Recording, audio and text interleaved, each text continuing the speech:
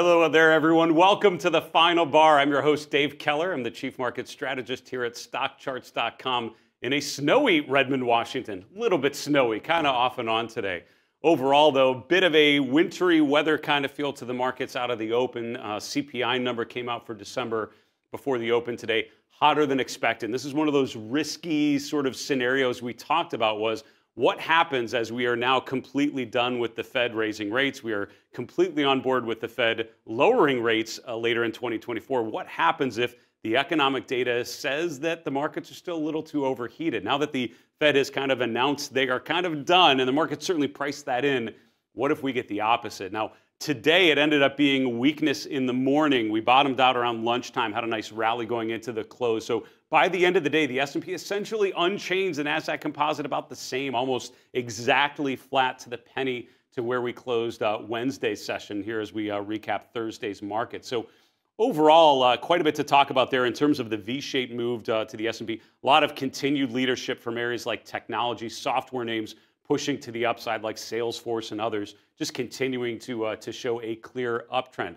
Also, Bitcoin ETFs now readily available and accessible in your accounts. A number of them started trading today. Things like the GBTC have transitioned from a trust into an ETF product. So we'll share with you the tickers of those new Bitcoin ETFs, talk about some early assessment of what's happened here. The idea of buy the news, sell the, or buy the rumor, sell the news, as my guest Adrian Zadunchik mentioned yesterday. We'll look at how the charts actually reflect that today. With that in mind, let's get to our market recap and break down what happened to the financial markets today. Before we get there, we did ask you recently in a poll, in your opinion, how risky are cryptocurrencies as an investment?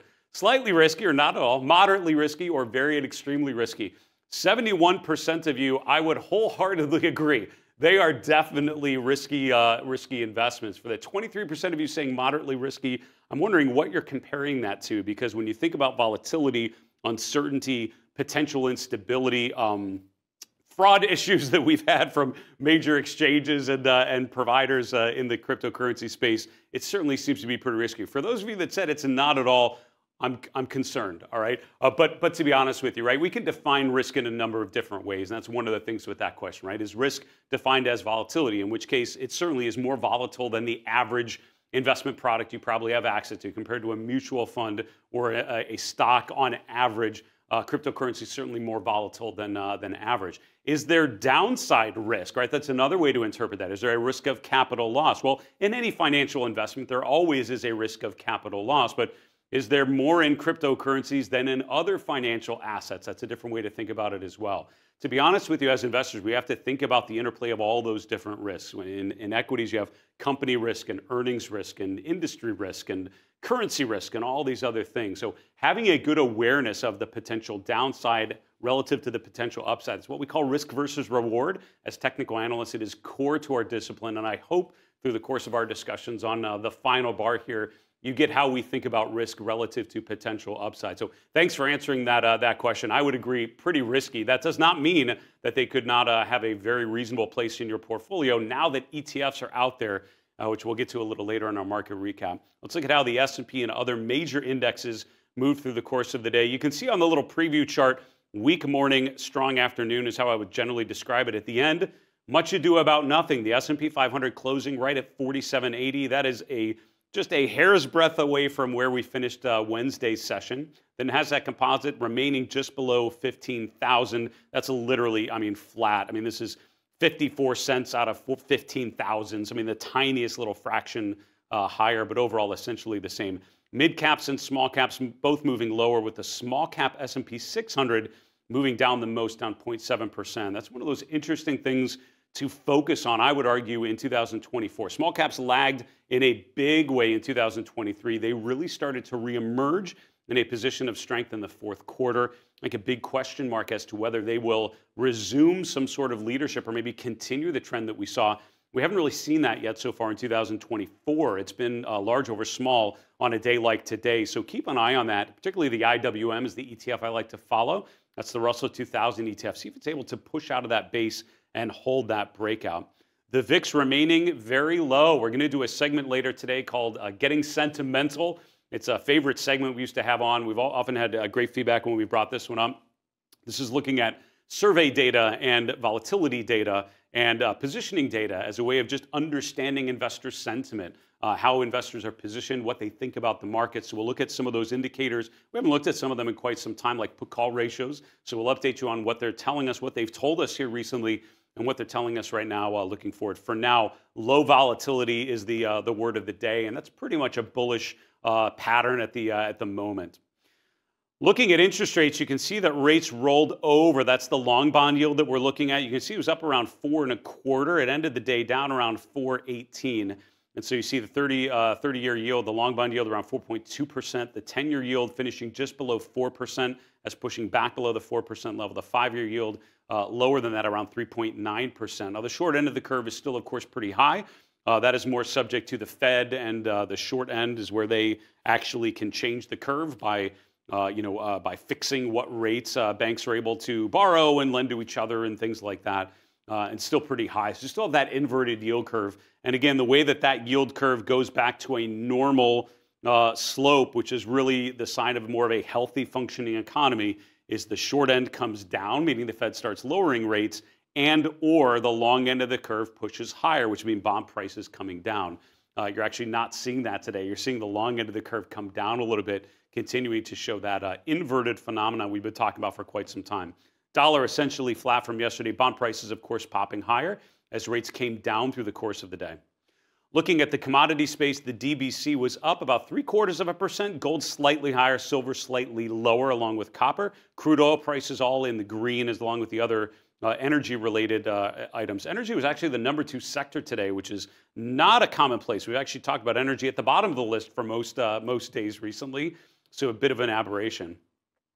We'll talk a little bit more about cryptocurrencies when we get to in a couple charts here. I'll bring up the chart of Bitcoin. We'll look at some of the ETFs that were announced. This is what happened to Bitcoin. As the ETFs are coming out, you see a big spike higher. They then settle down a little bit, chopping around. And through the course of the equity trading session, you can see settling in here. So if you were expecting a huge rally after the ETFs actually traded, you're probably a little bit disappointed. But I would argue this is probably something to be expected. We'll look at the chart of the GBTC as a way to illustrate what that phenomenon is. Bitcoin at the moment down slightly, around 0.2% lower. Ethereum prices up slightly higher as well. And mixed bag around the rest of the cryptocurrency space. Tomorrow, by the way, on Friday's show, we'll be doing an all mailbag episode. We did get asked a little bit about cryptocurrencies, so make sure you tune into tomorrow's show to catch those 10 different questions we'll get to there. Finally, looking at sector returns today, technology #1 up about 0.5%. Energy stocks up about 0.2%. All the other 11 S&P sectors lower. Staples and healthcare were essentially flat from yesterday, along with consumer discretionary. On the downside, the big losers were fairly defensive sectors. Utilities were down over 2%, and real estate down about 1%. Let's check in on the daily chart of the S&P 500 and see where things are at. You can see we're right back to a new swing high. We tested that through the course of the day. We didn't make a new closing high for this cycle, but overall right at the upper end of this range. So the way that things have played out, you rallied off the October low to make a new swing high, really ending in late December. This was between Christmas and New Year's. We pulled back, of course, to start the new year. The S&P pushed just below 4,700, and now we're right back up to that 4,800 level. So all-time highs just above 4,800, really one big up day away. So we are essentially right at testing new all-time highs. When I'm looking at the daily chart of the S&P 500, a couple observations. #1, we've broken trendline support using the recent swing lows. That's not the end of the world, but definitely tells you something has changed. And I would say the rally that occurred from late October to late December now sort of on pause, right? And it's either we're reversing, and this is a topping pattern that we're observing, or this is just a pause before a resumption of the uptrend. And one of the ways to think about this kind of pattern is just put a little rectangle, either mentally or literally, right around the price action. So I'm going to go like here, right? Just sort of highlight the current phase that we're in. So I'm basically saying, all right, the upper end of this range here over the last, we'll call it 6 weeks, is around 4,800. The lower end around 4,700. One of these is going to break here. And it looked like we might actually break out to the upside today. It really didn't play out that way. So above 4,800, we're pushing to all-time highs. That's a pretty bullish development. A lot of individual names, like some of the ones we'll talk about. CRM is a good example of stocks already breaking out. So they're happening in certain sectors. On the other hand, we could break down below 4,700. That would get us below the previous swing low. And all of a sudden, we're no longer making a new swing high. We're making a new swing low. And that would be a Charles Dow classic reversal pattern, right? Higher highs becoming lower highs, higher lows becoming lower lows. So this is the range we've been in here for the last 6 weeks. I'd be very interested to see which way we break. And if we do break lower, there are a lot of other potential support levels we could talk about. 4,600 is the main one that I'm paying attention to. That's the high from much of 2023, right there at the end of July, and that's where we broke out in early December. So as long as we hold above that, hold above the 50-day moving average, things aren't getting that bad. But 4,700 will be first. That's sort of that initial level of support I'd be looking at. As we're testing new highs, the momentum is not as strong as it has been. That's another thing to watch as well. That daily RSI value to see if it's able to increase. Now, we did have the CPI number, came out a little bit higher than expected today. Initially, stocks sold off around that. They ended up actually finishing right back where they started. You know, looking at the 10-year yield, it appears to be stalled out, again, from a technical perspective, stalling out just below the 200-day moving average. You can see how we went well below there to around 3.8%. Around just between Christmas and New Year's. We then rallied higher in rates as bonds sold off, and you can see we've tested the 200-day moving average from below for about the last week, to be honest with you. You know, lower rates in general tend to be better for growth stocks than for value stocks because higher rates are much more of a headwind. That means basically that the earnings growth potential is less valuable today, essentially. And so as a result, they should be priced lower. So the theory goes. You can see as rates have stalled out here, you can see that value stocks are underperforming growth stocks. When this line goes down, that means growth is outperforming value. That's certainly what we're seeing here this week as some of those mega cap leadership names like Meta, like Netflix and others really pushing to the upside. Check in very briefly on breadth conditions. We've talked about these a number of times. I just want to check in because I think it's a crucial point of the argument at the moment. You can see that we're still around 85% of S&P stocks above their 50-day moving average. I've highlighted in pink when we're at that similar range. Again, we are at a very similar level to where we've been at previous market tops. When we break below sort of 85 down to 80%, you can see when we've been up into this pink shaded area and we've broken below it. 80% is that kind of gray line just below there. That has usually been the moment when you want to get out of the way of a pullback phase. So we haven't quite done that yet. But that's why I think this market is on notice as a potential exhaustion point. Look for those overheated breadth conditions to come down a little bit. Other breadth conditions that have been very, very strong and not really giving a sell signal yet. This is the Bullish percent index on the S&P 500, basically saying 3 out of 4 S&P charts still in a bullish signal according to their point and figure chart. Breaking below 70% is where these red shaded areas have ended. That usually indicates a pretty significant top. So those conditions, those extreme breadth conditions we talked about in December, I would say for the most part still very much in place. The short-term breadth has already changed. This is the McClellan oscillator, which did go below zero right at the beginning of this year, and so suggests that the market is in a more defensive positioning in the short term. We've bounced a little bit here, so I think this could go back above zero, which would say lights out back to a bullish phase. So maybe an important chart to watch for sure. Let's talk about the new Bitcoin ETFs. If you've been in a cave somewhere and you missed this whole thing, we had a great conversation with Adrian Zadunchik on the show yesterday. He's the founder of the Bird Nest. Really a great out of the CMT community, of which I'm pretty well connected. Adrian's one of the best at looking at the crypto space. Really, that's where he's focused his attention as a technical analyst. He talked about the long-term case for cryptocurrencies, but also what it means for these new ETFs to be coming out. This is the list of the new ETFs that were released. There are 9 of them that I kind of put together in this chart list. Some of these may be familiar, right? So GBTC really has been around as a trust. It's now changed to an ETF, right? So it's the structure now approved. Really, no big changes to the GBTC and that price history that we've been analyzing. Still, appropriate, but just basically as an ETF wrapper going forward. A couple other of these have actually been around, like DEFI has been out as a fund. It's now just as an ETF. This is based on Bitcoin futures, of course. The others of these are new ETFs that have just been released. So ARK's a new one, ARKB, Fidelity's, FBTC, iShares with IBIT, and others. So if you want to jot down these tickers or put them in your own chart list, I would encourage you to do so.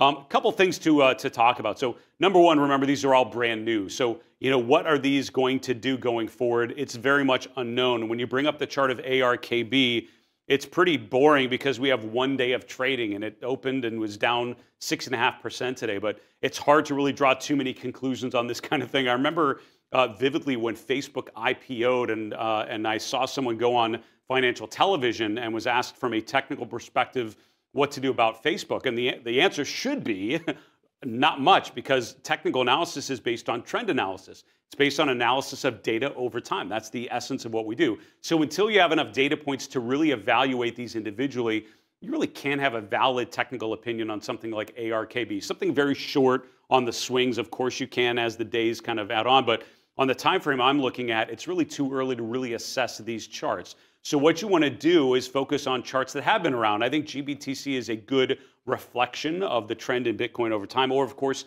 spot Bitcoin, and then analyze $BTC USD. That's the Bitcoin to dollar exchange. Focus your attention there, and then use the ETFs as a vehicle with which to express an opinion on spot Bitcoin. That's how I would probably think about it. Finally with GBTC, right, the announcement finally came. We've been speculating about this. There's been so much discussion about it. We've had a couple false positives where the market has popped higher. We finally got it, and it was sort of a whimper, right? There wasn't any big upswing. What happened to all of that influx of capital? What you have to remember, what I would tell you, and Adrian mentioned this briefly in yesterday's episode, if you caught this, he said, buy the rumor, sell the news. What you have to remember is that Bitcoin, GBTC have been trending higher for months and months and months because of the promise of these ETFs coming out. One of those trading maxims is buy the rumor, right? Buy back here when there's speculation that this might come. The new ETFs being released yesterday, or being announced yesterday and really trading today, that's something that's essentially been priced in for quite some time, right? That's what has driven Bitcoin arguably to the levels that it is right now. So I wouldn't see it dramatically moving higher today because of ETFs coming out. Arguably, over time, this still will build demand, and I would argue probably propels Bitcoin further. But if you're looking for a pop, you are probably disappointed on a lot of those new ETFs. Give them time to process this new information. For new investors to come in, we'll see what flows are like, and I think over time that could be pretty bullish. But sell the news basically means once the event actually happens, the market's probably priced that in already. Wouldn't be surprised if you get a bit of a pullback on something like GBTC because you've already priced in those ETFs coming out. It's a little bit counterintuitive, but that's how market speculation tends to work if you look at market history. Just to finish off our market recap, I want to highlight some of the actionable charts as I'm looking at my own process of analyzing a couple hundred charts a day. The XLU, real estate, that's utilities and real estate, both coming off today. Utes were the worst performing sector, down over 2%, while the other sectors were doing much better. I want to focus on the relative strength. When I'm asked about utilities and whether it's a good place to be, I would say if you're looking for stocks with a good dividend component, stocks that potentially might be undervalued, yes, I would look at utilities and think about and answer those questions, but it might be a good space to look at. Same could be said for REITs and other similar types of stocks. But on a relative basis, have you really gotten much by owning utilities? Absolutely not. And that goes back actually to last September, and that's September of 22, by the way, not September 23, but I mean last September. From there, it's been a fairly consistent stretch of underperformance for utilities. So a good reminder to focus on relative strength. My conversation recently with Julius DeKempener focused on relative rotation of these different sectors. Utilities are not in a particularly strong relative positioning. So get excited about a sector like utilities when the relative strength line starts to slope higher. On the RRG, when it goes from the lagging quadrant to the improving quadrant, none of those things have happened yet. This is still a sector that's really underperforming over time. Just to finish off, I want to highlight Netflix making a new 52-week high today, not on a closing basis. We actually closed near the open. We'll get to that a little later. I believe that's one of my 3-and-3 charts, if I remember correctly. Amazon, same thing, making a new 52-week intraday high today. There are other stocks making new swing highs as well. Salesforce with the new 52-week high. This is obviously in the software group within the technology sector. Zscaler, Crowdstrike, these are all names, that's the wrong ticker, CRWD. These are all stocks making new 52-week highs during the day today and certainly this week. A couple of these charts, by the way, were featured in our top 10 charts to follow in January 2024. So if you missed that discussion with Grace and Rose from last week, make sure you check that on our channel as well. So all of these stocks, to be honest with you, continue to push higher. And on these types of charts, you could make the argument, are they overvalued? Maybe. Are they overextended? Potentially. Do you still want to own charts that are going up? I would argue, I hope you do, right? Because remember, big gains start as small gains. So sticking with things that are working, not selling too early, is a really good discipline to get behind. And have a good stop, right? Have a trailing stop that allows you to lock in those paper gains as a chart like Crowdstrike continues to go to press to the upside. That's our market recap here for today on Thursday, January 11th. Going to come with our next segment called Getting Sentimental here in a few moments. Before we do that, just a quick announcement or two. We would welcome your questions. We're going to do an all mailbag segment on tomorrow's show. As we are thinking of the new year, as we are thinking of our YouTube channel and how to help you make better decisions as an investor using technical analysis, the mailbag is definitely a part of those plans. So keep your great questions coming. Anything about technical analysis, market psychology, sentiment, breadth, whatever it is, we are here for you. Our email is thefinalbar@stockcharts.com. We're on the Twitters @finalbarsctv. And on our YouTube channel, of course, just drop a comment below the video that you're watching with the question that you have. We'll capture all of those and hope to answer your question again soon. I will be speaking at a Money Show virtual expo coming up next week. We'll have the link for you very, very soon so you can sign up for that free event. But if you go to moneyshow.com, you can check out that virtual expo coming up. I think I'm speaking next Wednesday, but we'll update for you as soon as we have the information and can share with you. With that in mind, let's get to our next segment, Getting Sentimental. This is a segment we actually used to do quite often on the show. Life got in the way. I'm not sure why we haven't done this as often. Maybe we'll revive this one. So this is a segment you'd like to see more of. Make sure you drop a comment and let me know. We appreciate the feedback so much, and we'll do our best to adapt the show based on the feedback that we're receiving. When I think about sentiment, and that's the essence of this segment, is to really think about different sentiment indicators. We're going to start with volatility, and the VIX is something we talk about quite often. So let's just take a sense of where we're at relative to where we've been, what signals we might want to be looking for. We'll look at survey data like the AAII survey, also the NAAIM Exposure Index, Rydex flows, and then we'll finish with put-call ratios, which is looking at positioning data in the options market. So my chart of the VIX looks like this. The top half is $VIX, which is the VIX. There are a couple other volatility indexes and a number of people look at. $VXN is a VIX for the NASDAQ. I don't look at that as often, to be honest. I think the VIX is good enough. And then there's also $, I think it's VVIX, which is actually the VIX of the VIX. Very meta. It's volatility of volatility. We don't have time to get to that one. Maybe another show we'll talk about this a little more. But if you don't look at a lot of volatility data, I would encourage you to take a look at this one, because what this does is it looks at the options market, looks at index options for the S&P 500, and basically looks at the volatility of the options market. And what an applied volatility basically does, implied volatility means it's looking at the volatility of options and implying the volatility of the underlying asset. So in this case, how volatile is the options market? And as a result, what does that mean about the volatility of the S&P 500 itself? You can see that the VIX is down sort of within that 12 to 14 range, and it's been there really since mid-November. This is the same range it was in September of last year, also June and July.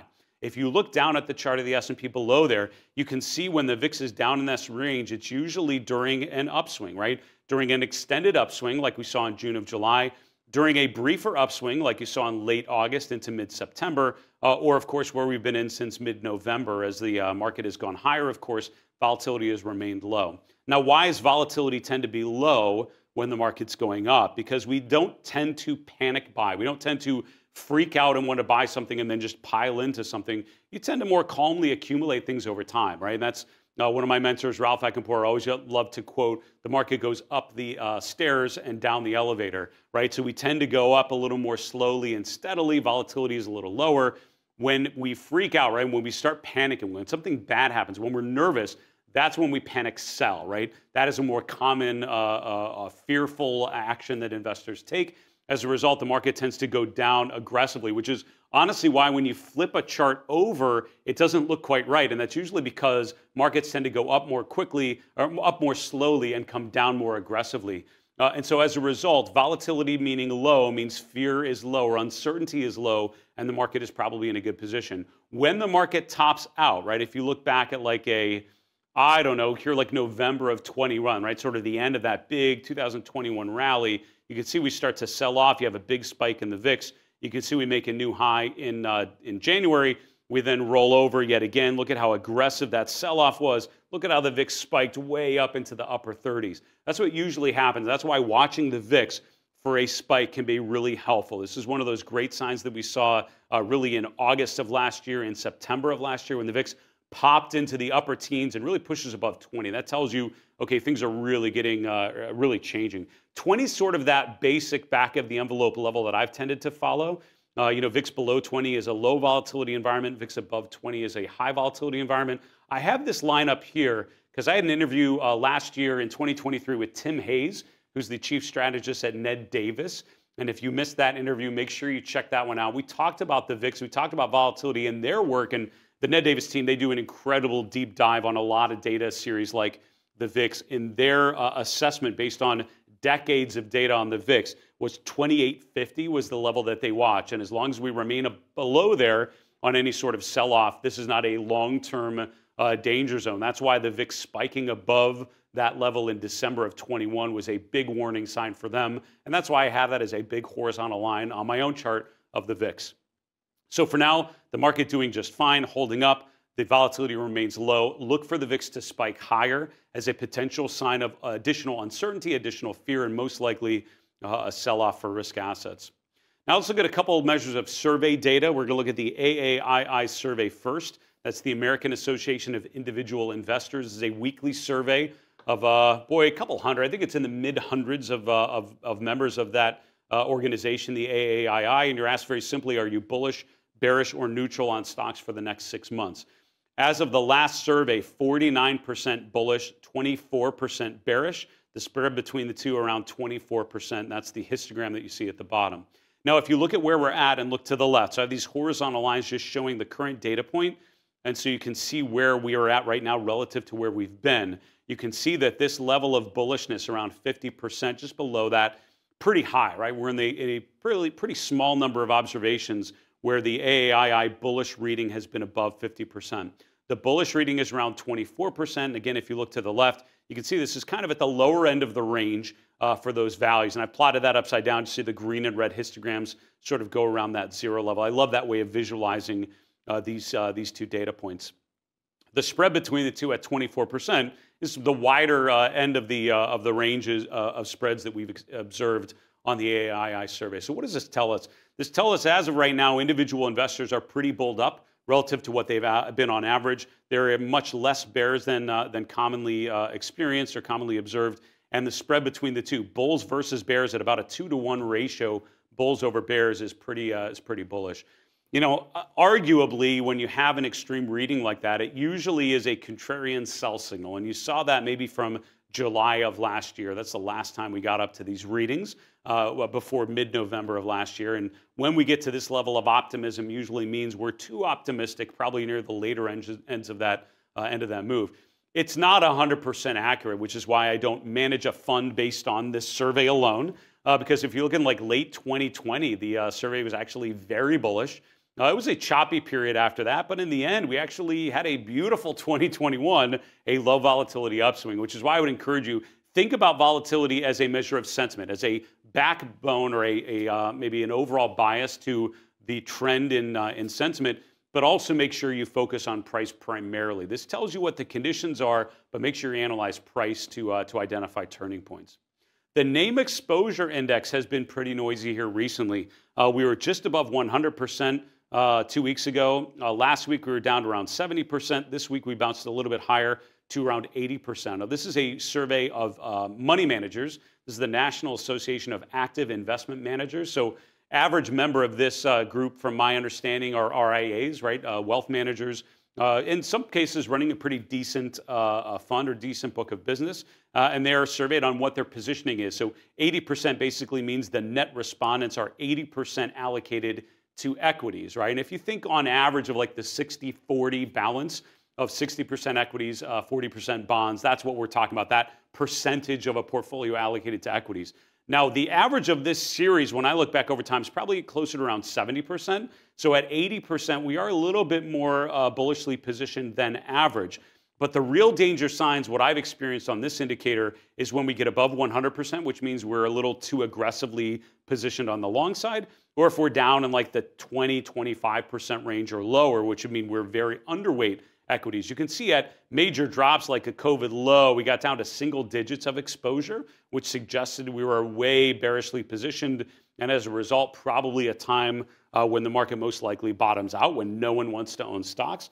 The opposite, right? At the end of last year, you saw the indicator just above 100%, which suggested to us we were probably a little too bullishly positioned, probably going to pull back a little bit. Now, we've only pulled back about a week before pushing back higher. This is a weekly chart of the S&P that we're showing at the top here. But I would say overall, that very bullish positioning that we saw at the end of last year tells me the first quarter probably setting up in a weaker position. For now, stocks are holding up just fine, of course. This bottom series are the Rydex flows. This is an indicator I got turned on to by the folks at Decision Point. Aaron Swenlin or Father Carl Swenlin, who've been longtime stock charts contributors, you know, they look at some Rydex data, and this is really, it's a data series that's been around for quite some time. The Rydex family of funds, really interesting way to look at a bunch of different things, right? Looking at equities and sector ETFs as more bullish positioning, cash and money market funds as more of a defensive positioning. And this is looking at how much investors are rotating more to the offense or the defense within the Rydex family.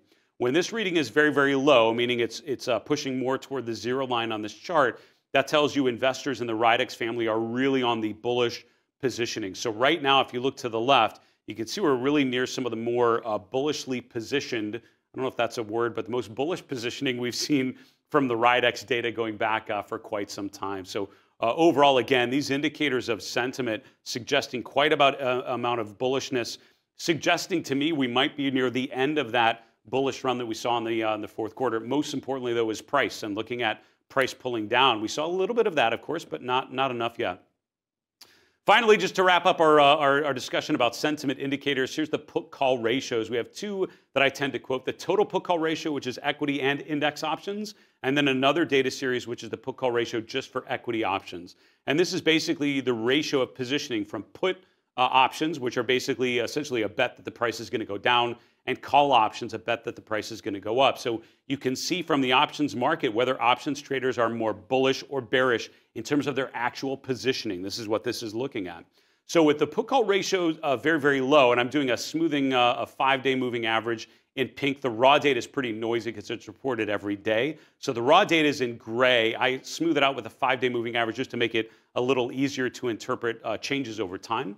You can see that the put-call ratio in early December, late November, pretty low. And what's interesting is about that is that's what tends to coincide with pretty significant market tops. You look back in July of last year, February of last year, November of the year before, you can see that's where the put-call ratio was kind of down in that range, and the market actually sold up very quickly. We've not really seen a lot of that sell-off just yet, of course, so you can see why in December things are looking very overheated and contrarian bearish to me, because a lot of these sentiment indicators got very to the sort of bullish positioning type of reading. So when the line is very, very low, that means calls way outweighing puts, and as a result, investors are overly bullishly positioned. Now that put-call ratio has come off quite a bit. Stocks, of course, have not sold off aggressively. We're holding up in that 4,700 range, but the fact that we got so low and the put-call ratio is starting to move higher tells me that this is more likely going to resolve lower than higher. The equity-only put-call ratio kind of similar, and you can see we're very low there in December as the market rallied into that December peak. Now, worth noting, we really haven't gotten much higher than the peak we achieved in mid-December when that indicator was very, very low, but now sort of pushing back higher as the market has gone higher as well. So overall, the sentiment conditions, when I think about market assessment, sort of the broader market environment, I have 3 parts to that. Price is most important, and then breadth, which talks about participation, then sentiment is that third option in terms of timing. But it's really important. I still think it's very helpful to think about sentiment indicators, what that tells you about the mental state, or I guess the emotional state of investors, but then look to breadth conditions to change. Look at price of the major assets to change. That's the order of operations for now. The market, of course, holding up despite these extremely euphoric sentiment readings that we've just cited. That's it, folks. We've got to wrap the show and go to the 3 in 3. 3 charts in 3 minutes that tell the story of this market environment.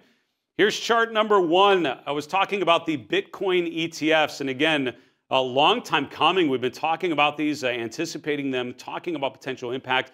It finally occurred as many of them began trading for the first time here today. A lot of other things like the GBTC have now evolved from a trust or some other exchange-traded product to an actual ETF, an exchange-traded fund, now that the SEC has approved those listings. I'm applying my market trend model to the GBTC. I usually show this weekly chart on the S&P 500, but just to show you can't apply this series of exponential averages to anything with the right data. And as you can see on the GBTC, long-term, medium-term, short-term, for me, bullish. And those trends have been bullish on all 3 timeframes since mid-August of last year. So overall, I'm not surprised that the trend continues higher. I start to get nervous when the short-term and or the medium-term model turns negative. For me, though, it remains bullish, long and strong. Chart is going up until proven otherwise. Chart number 2, crude oil. We talked about crude oil prices pushing a little bit higher. The energy sector, actually one of the top performing sectors today, which has been a rare occurrence recently. But if you look at the chart of $WTIC, which are the crude oil futures, and it's a continuous contract, so stringing together all of the contracts going back, you can see that a trend line connecting the highs from the fourth quarter now into the first quarter, lining up very, very well with the pace of this downtrend.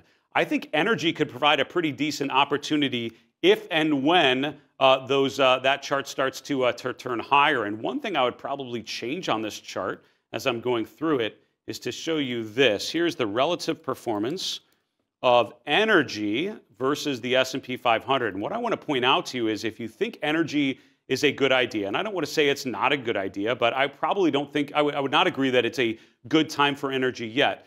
Look at the price of crude oil over time and look at how closely the movement in this line matches the relative performance of energy versus the S&P. Energy stocks outperform when crude oil prices are going up. When crude oil prices are going down, they are not a good place to be. That's why on the relative rotation graph, as we saw recently, they're in the lagging quadrant and have rotated there aggressively. This is why the relative strength line has been sloping downwards for the last couple months. It's because oil prices are coming down. So if you're all bullish on energy and you think it's a great opportunity, you could be proven right, but I would need to see oil prices improve, get above this trend line, get above the 50-day moving average. Then we'll talk about the investability of the energy sector. Finally, the QQQ. I just wanted to point out that for a lot of charts out there, particularly in the growth space, we've just broken out and we've retested that support level. You can see that the previous all-time highs, late 2021 on the QQQ, kind of in this 390 to 400 range. I highlighted that back here.